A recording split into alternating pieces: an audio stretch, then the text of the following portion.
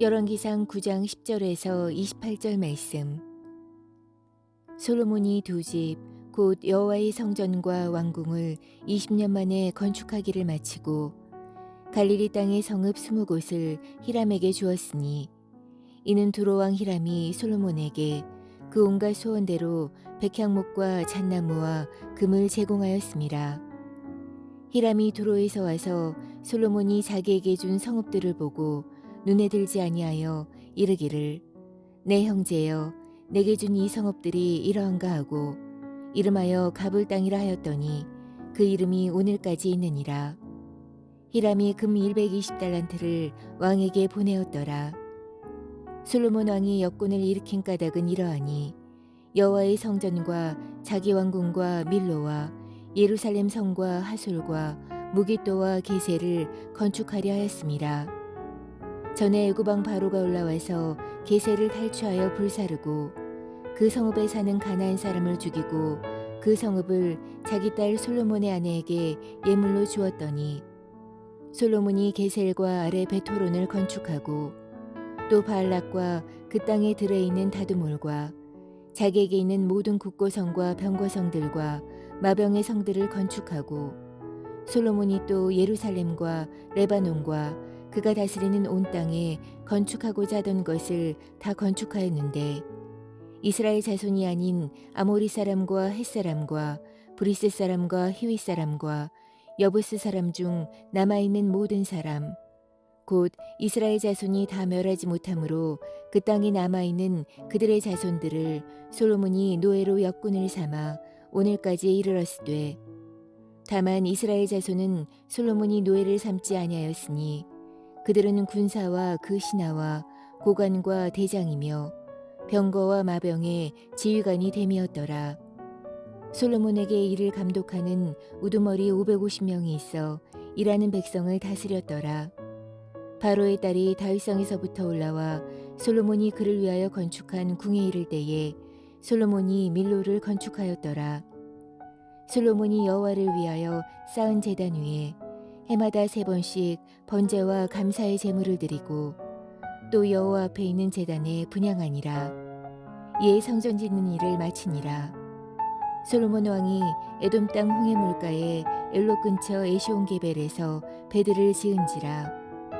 히람이 자기 종 곧 바다에 익숙한 사공들을 솔로몬의 종과 함께 그 배로 보내매, 그들이 오빌에 이르러 거기서 금 420달란트를 얻고 솔로몬 왕에게로 가져왔더라. 아멘.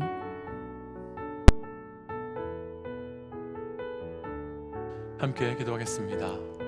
하나님, 말씀의 거울 앞에 또 말씀의 돋보기 앞에 우리의 삶을 늘 돌이키며 점검하며, 그래서 오직 진리의 은혜로만 살아가길 원합니다.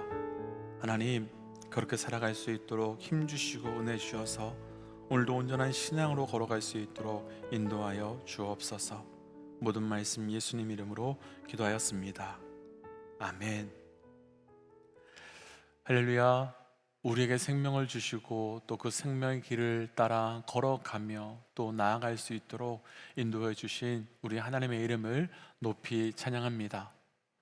오늘 우리가 함께 나눌 말씀의 제목은 신앙점검이라고 하는 말씀의 제목으로, 어제 말씀에 이어서 솔로몬의 삶을 통해서 우리의 신앙을 함께 돌이켜보며 또 점검하는 말씀을 연이어서 함께 좀 묵상해 보려고 합니다. 우리가 어제 그리고 오늘 묵상하고 있는 열왕기상 9장 말씀은 하나님께서 솔로몬에게 두 번째로 나타난 사건이 그 배경이 되는 말씀입니다. 그래서 어제 말씀인 그 9장 1절과 2절 말씀을 보시면, 여호와 하나님께서 전에 기브온에서 나타나신 것 같이 솔로몬에게 나타나셨다라고 말씀하고 계신 겁니다. 우리가 이미 잘 알고 있듯이 열왕기상 3장에서 하나님께서는 솔로몬에게 그 기브온 산당에서 1000번째 제사를 드리고 있었을 때 한번 나타나셨었습니다. 그리고 그때 하나님께서는 솔로몬에게 너가 무엇을 원하느냐 물으셨고, 솔로몬은 하나님의 마음을 아는 지혜를 구했었습니다. 그리고 오늘 말씀에서 두 번째로 솔로몬이 성전을 다 지은 이후에 또 나타나시는데, 솔로몬에게 오늘 말씀에서 나타나시는 이유는 오늘 말씀의 제목처럼 그 점검과 경고, 신앙의 점검과 경고를 하시기 위함이었습니다. 여기서 조금 이상한 부분이 있습니다. 보통 점검과 경고라고 하면 성전을 짓기 전에 주시는 것이 맞는데, 왜 성전이 다 완성되었는데 그제서야 그 점검과 경고를 주실까? 아마도 우리 믿음의 동역자들께서 동의하시겠지만, 무엇이 시작될 때에는 모두가 다 긴장하고 아주 민감하기 때문에 점검과 경고를 굳이 두지 않는다 할지라도 끊임없이 점검하고 경고를 살필 수밖에 없습니다. 그러나 모든 것이 끝났다라고 생각될 때에는 조금 다른 것 같습니다. 이제 다 끝났으니 오히려 쉽게 마음을 놓고, 이제 다 마무리되었으니 쉽게 무너질 수 있기 때문입니다. 성전 건축이 다 끝난 이때 하나님께서는 솔로몬에게 어떻게 점검해야 되는지 함께 말씀을 묵상하고, 오늘 말씀을 통해서 우리 삶의 신앙의 점검의 시간이 되어 가시기를, 그래서 나의 신앙을 한번 돌이켜보며 그 경고를 찾아볼 수 있는 은혜가 있기를 주의 이름으로 축복하며 도전합니다. 신앙의 점검 첫 번째는 11절 말씀인데요, 함께 읽지요. 11절입니다. 갈릴리 땅에 성읍 20곳을 히람에게 주었으니 이는 두로왕 히람이 솔로몬에게 그 온갖 소원대로 백향목과 잣나무와 금을 제공하였음이라. 아멘.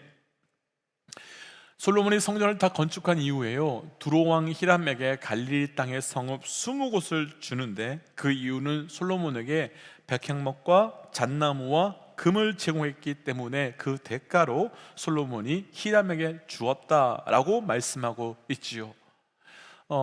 아주 간단하게 표현해 본다면, 솔로몬은 갈릴리 땅 성읍 20곳을 히람에게 백향목과 잣나무와 금을 받고 판게 되는 겁니다.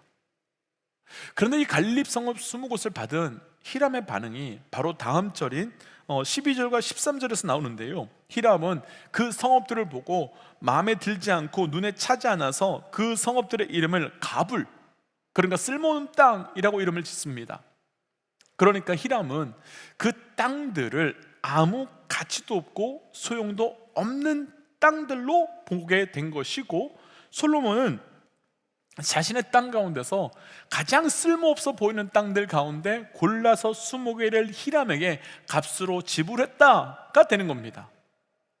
그런데 우리가 여기서요, 이 거래가 정말 문제가 없는지를 한번 살펴보고 싶습니다. 이스라엘 백성들이 처음 가나안 땅에 들어와서 그 땅을 점령한 이후에 하나님께서는 여호수아를 통해서 그 땅을 다 분배받게 하셨고, 이스라엘 모든 지파에게 각각 그 분량대로 하나님께서 주셨습니다. 분배해 주셨다는 것은 그 땅의 소유권은 여전히 하나님께 있다는 뜻이며, 동시에 모든 지파가 받은 땅은 단순히 땅만을 의미하는 것이 아니라 그 땅들을 향한, 그 땅을 통하여 주시는 약속의 언약까지 포함되어 있습니다. 그래서 하나님께서는 땅을 팔지 못하게 하셨고, 땅을 판다고 하더라도 땅을 파는 것이 아니라 땅의 이용권, 땅의 사용권을 팔게 하셔서 희년이 남은 만큼만 가격을 받게 하셨고, 또 희년이 지나고 나면 그 땅을 원주인에게 다시 돌려주도록 하셨습니다. 그리고 특별히 오늘 히람에게 준 땅은 여호수아서를 보면 아셀 지파에게 분배된 땅이었습니다. 그런데도 솔로몬은 지금 자신에게 필요한 것을 구하기 위해서 그 땅을 무가치한 것으로 보고 그 땅을 팔아버렸습니다. 사실 이 부분은 참 심각한 문제입니다.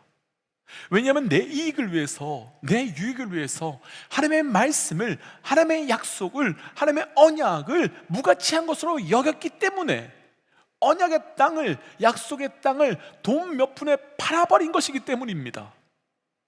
그러니까 하나님의 약속을 돈 몇 푼에 쓸모없다고 판단하여 팔아버리고 가치 없게 여긴 것이죠.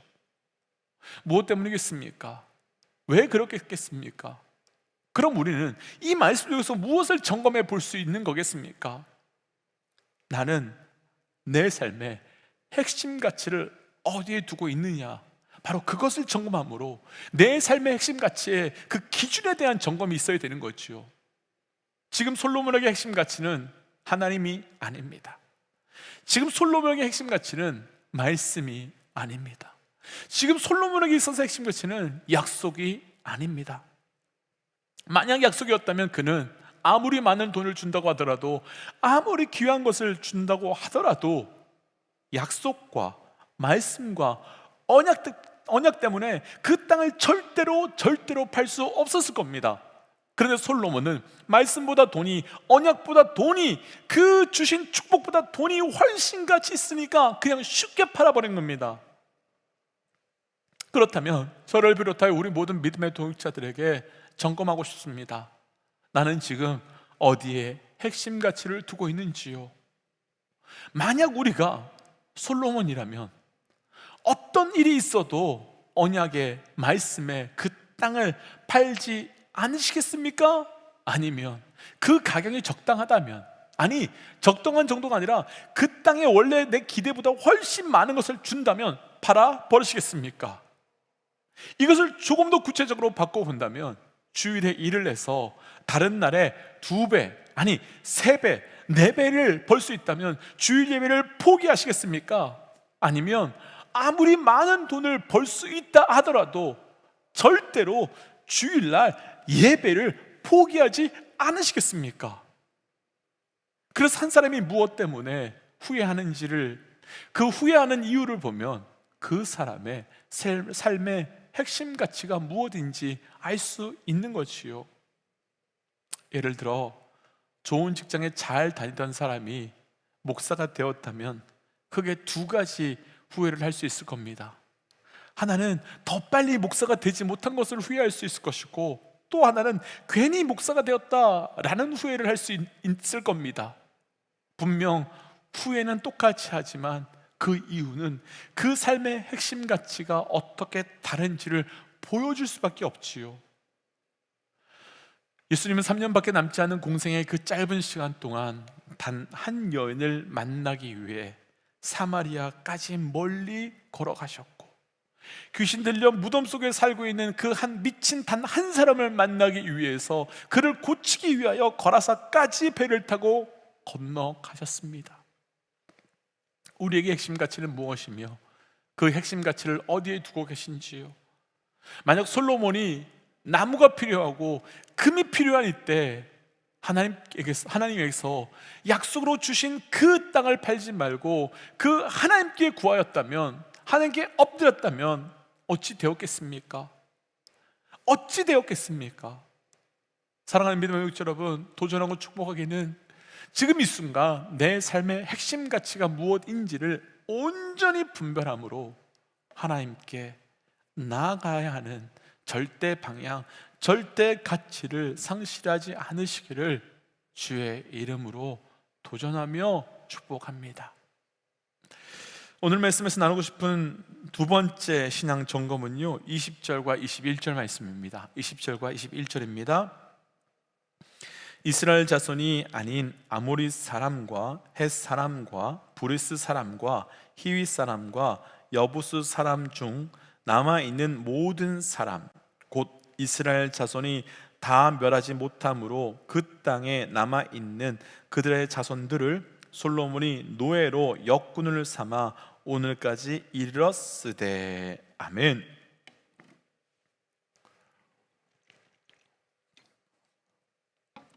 하나님께서 이스라엘 사람이 아닌 아모리 사람, 헷 사람, 그리고 브리스 사람과 히위 사람과 여부스 사람에 대해서 언급을 하시면서 그들이 이스라엘 자손이 다 멸절하지 못해서 지금 그 땅에 여전히 남아있고, 지금은 솔로몬이 그들을 노예로 역군으로 삼아 오늘까지 이르렀다라고 말씀하고 있습니다.